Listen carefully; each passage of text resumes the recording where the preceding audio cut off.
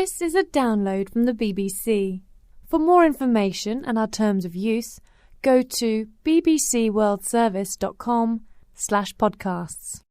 This is 6 Minute English. I'm Yvonne Archer and Alice has kindly joined me for today's programme.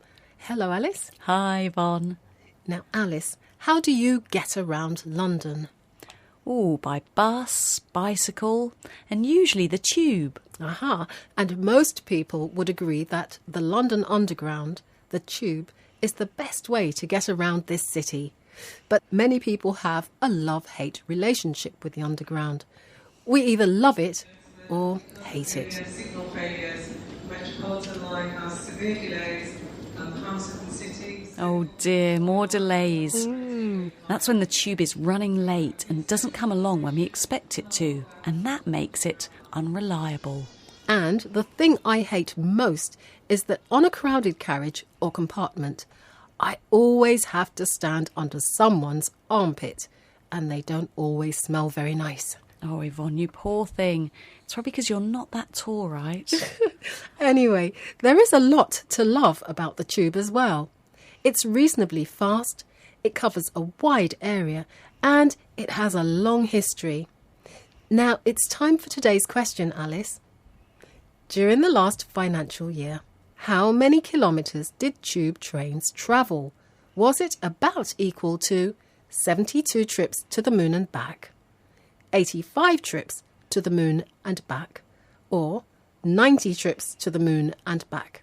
Oh, I've got no idea, so I'm going to guess and go for the big one, 90 trips to the moon and back.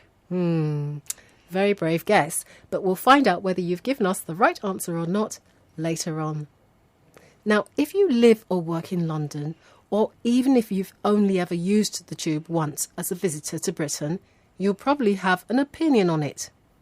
Yes, tourists and visitors to London who I've spoken to say they find it quite simple to use and that the map is very good.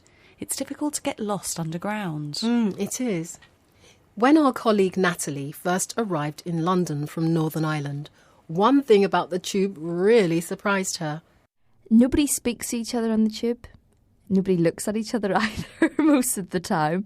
And at first it was strange being that close to strangers, but you just have to get on with it or you'll not get on the tube. So Natalie found it strange to be standing so close to people she didn't know, strangers, because the tube was so crowded. She soon realised that if she didn't get on with it, squeeze into a carriage and travel in cramped conditions at rush hour, she might never go anywhere. Natalie was most surprised that people don't really speak to each other on the tube. And, it's true, we do avoid eye contact with other people, but I'm not sure why. But I'm a Londoner, and of course I think lots of us are quite friendly. I think it happens in all big cities. When there are lots of people in small public places, people avoid eye contact or talking to each other. Now let's hear from Wang Fei, another of our colleagues. He's from China, but has a much more romantic view of the tube.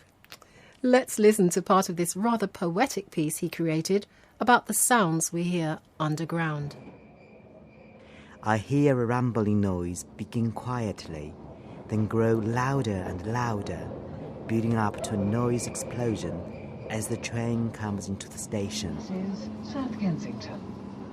I hear the beeping sound and the doors open and close. I hear the clacking sound of the track, a constant soundtrack to people silently reading newspapers and books on the train.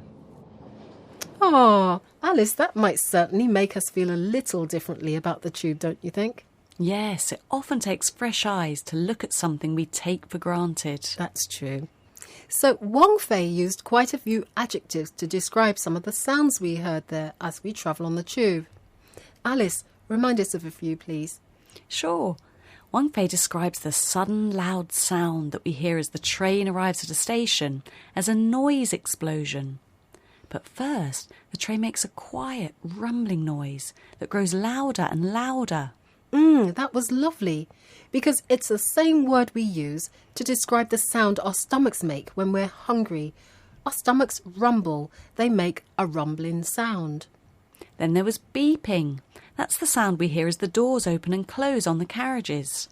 And this beeping's really important for blind or visually impaired people to know when the doors are open or shut. Yes, because the beeping sound lets them know when it's safe to get on and off the train. We also heard about the clacking sound, which Wang Fei says is a continuous sound that we hear in the background. So it's like the music in a film. He calls it a constant soundtrack. A constant soundtrack. Well, I hope we'll both think about all those things the next time we're stuck on a tube train, Alice. I hope so. And before we go, a question. I asked you, Alice, during the last financial year, how many kilometres did tube trains travel in terms of trips to the moon and back? And your answer was? I think I said 90. Yes, 90 trips to the moon and back. Amazing. Thanks, Alice. That was fun. Now do join us again soon for more 6 Minutes English. Bye. That was 6 Minute English from BBC Learning English